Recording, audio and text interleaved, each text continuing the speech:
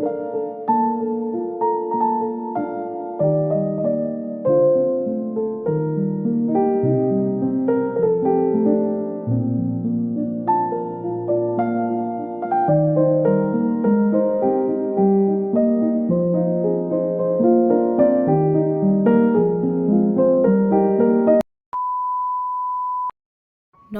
সবাইকে, ওয়ান্ডার মহুয়ার নতুন একটি ভিডিওতে সকলকে স্বাগত। আজকে রবিবার আর এখন কিন্তু সকাল ওই 6:45 মতন। আর ভাবছেন তো যে আমি এত সকাল সকাল কেন রেডি হচ্ছি। আসলে আজকে আছে আমাদের যে ডান্স একাডেমি, সেই ডান্স একাডেমির পিকনিক 2026-এর। প্রত্যেক বছরের মতন এই বছরও আমরা পিকনিক যাচ্ছি। কোথায় যাচ্ছি সেটা একটু পরে আপনাদেরকে জানাচ্ছি। আমি কিন্তু পুরোপুরি রেডি হয়ে গেছি। আমি ঘুম থেকে উঠেছি প্রায় ওই 6:45 মতন। তারপর আমার ঘরের সমস্ত কাজ, স্নান, পুজো সমস্ত কিছু করে আমি আর ডোডো আগে বেরোচ্ছি। বাসটা আমাদের বাড়ির থেকে প্রায় অনেকটা দূরেই রয়েছে। আমি চলেও এলাম, বাবাকে রাস্তায় দেখতে পেলাম, তাই বাবার বাইকে করে চলে এলাম। আসলে আমাদের পাড়ায় যে বর্ষবরণ উৎসবটা হয় তার জন্য রাস্তায় দুটো স্টেজ করা থাকে। তার জন্য বেশ ক বছর ধরে আমরা পিকনিকের বাসটা আমাদের বাড়ির সামনে বা আমাদের যে ডান্স স্কুলটা সেখানে আনতে পারি না। তাই আমাদের এখানে যে পেট্রোল পাম্প আছে সেইখানে বাসটা দাঁড় করানো হয়। যাই হোক, এখন আমরা বাসে উঠে পড়ছি। সবাই এসে গেছিল, অজয়ের জন্য সবাই অপেক্ষা করছিল। অজয়ের হাতের কাছে বেশ কয়েকটা কাজ ছিল, সেইগুলো গুছিয়ে রেখে ও চলে এসেছে। চলুন এবার আপনাদেরকে একটু ভেতরটা দেখাই বাসে। এই দেখুন, সবাই এসে গেছে। আমি এসে দেখলাম বাস পুরো প্যাকড আপ। শুধুমাত্র আমাদের জন্যই অপেক্ষা করছিল ওরা সবাই। আরও বেশ কয়েকজন রয়েছে পিকনিকে যাওয়ার, তবে তারা তাদের পার্সোনাল গাড়ি নিয়ে চলে যাবে সোজা পিকনিক স্পটে। তো আমাদের বাস ছাড়াও হয়ে গেছে, আর আমরা এরকম প্রত্যেক বছর বাসে নাচতে নাচতে যাই আর নাচতে নাচতে আসি। আসলে ডান্স গ্রুপ তো, তাই ডান্স ছাড়া আমরা আর অন্য কিছু ভাবতেই পারি না।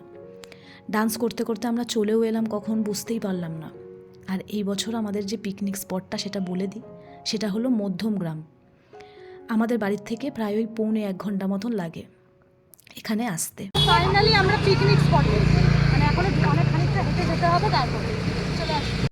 এর আগে আমি একবার এখানে এসেছি পিকনিক করতে, কিন্তু এই পিকনিক স্পটটা না, এই মধ্যমগ্রামে এরকম অনেক বাগান বাড়ি আছে। তো আমি যে কোনো একটা অনেক দিন আগে যেহেতু এসেছি, একটা বাগান বাড়িতে এসেছিলাম, কিন্তু এখন আমার মনে নেই। কিন্তু আমরা এখন যাচ্ছি অন্য একটা বাগান বাড়ি। ভেতরে গিয়ে তারপরে দেখাচ্ছি আপনাদেরকে যে মানে একদম এক্স্যাক্ট লোকেশনটা। আমাদের যে পাড়া, সেই পাড়া থেকে বেশ কয়েক বছর আগে এই মধ্যমগ্রামে আমরা এসেছিলাম একবার পিকনিক করতে। ওই যে বললাম আমার বাগান বাড়িটার নাম ঠিক মনে নেই, তবে আমরা এবার যেখানে এসেছি সেই বাগান বাড়িটার নাম হলো স্বরূপ গার্ডেন। আমাকে অজয় এর আগে যখন ও পিকনিক স্পটটা বুক করতে এসেছিল আমাকে দেখিয়েছিল, বাট আমার তখন আর নামটা মনে নেই। তো চলুন এখন ভেতরে যাই।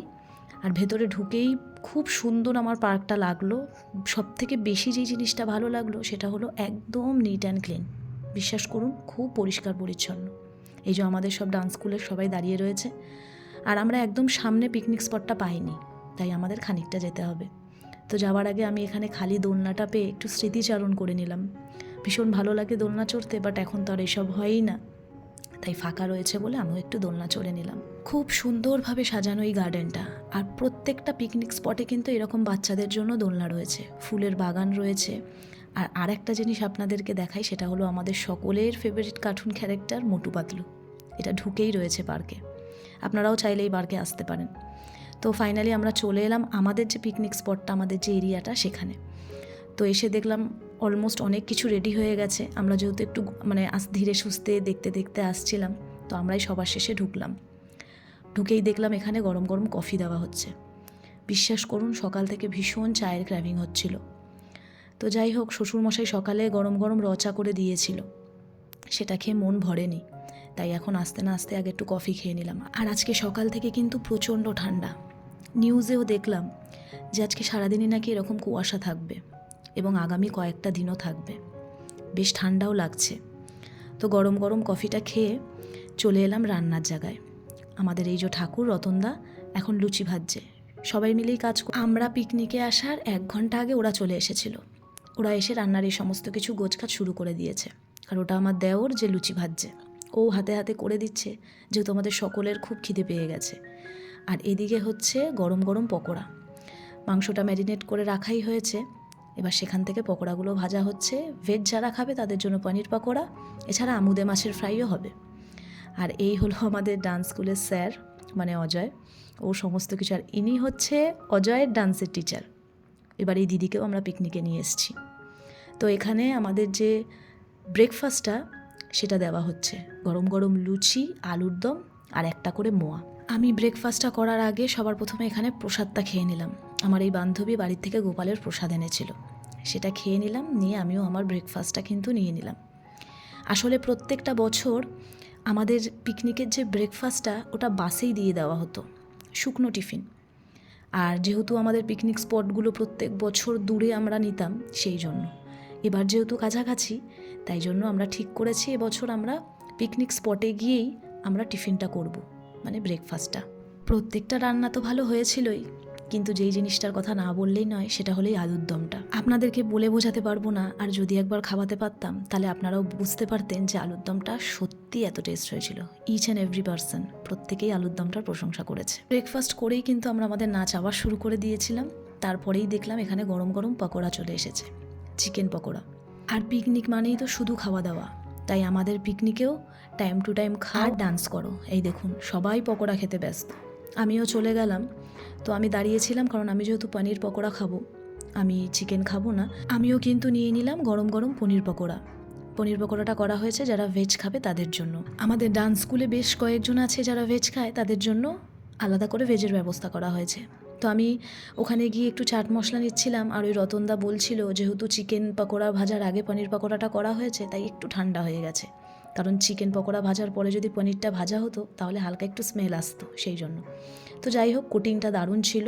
তো পকোড়া খেয়ে এখানে এসে দেখলাম ওরা অনেকে ব্যাডমিন্টন খেলছে। আসলে সবাই বাড়ির থেকে কিছু না কিছু খেলার জিনিস নিয়ে এসছে, ডোডো, ব্যাট, বল সমস্ত কিছু নিয়ে এসেছিল।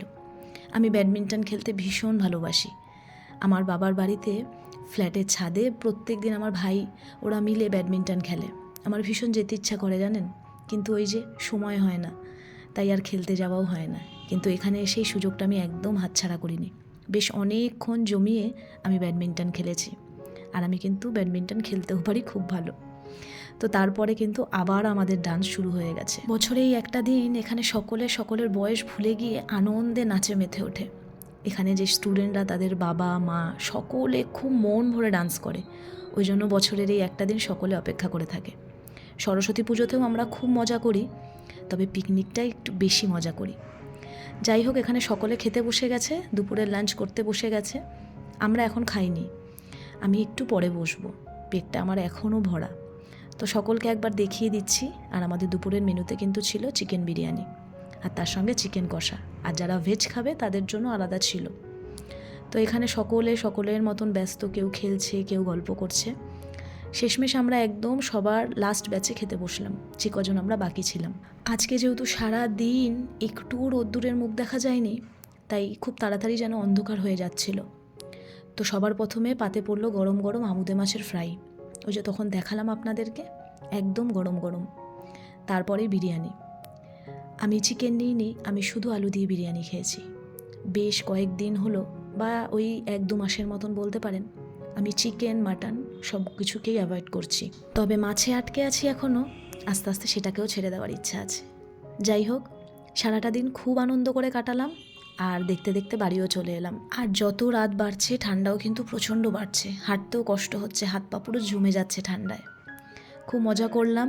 এখন সবাই সবার মতন বাড়ি ফিরে যাচ্ছে, আমরাও বাড়ি ফিরে যাচ্ছি, আবারও একটা বছরের অপেক্ষা। তবে হ্যাঁ, সামনে সরস্বতী পুজোতেও আমরা এইরকমই মজা করি। যাই হোক, আজকের ভিডিওটা তাহলে এখানেই শেষ করি। সকলে ভালো থাকবেন। ভিডিওটা কেমন লাগলো অবশ্যই জানাবেন। আপনাদের সঙ্গে আমার আবার পরের ভিডিওতে দেখা হবে।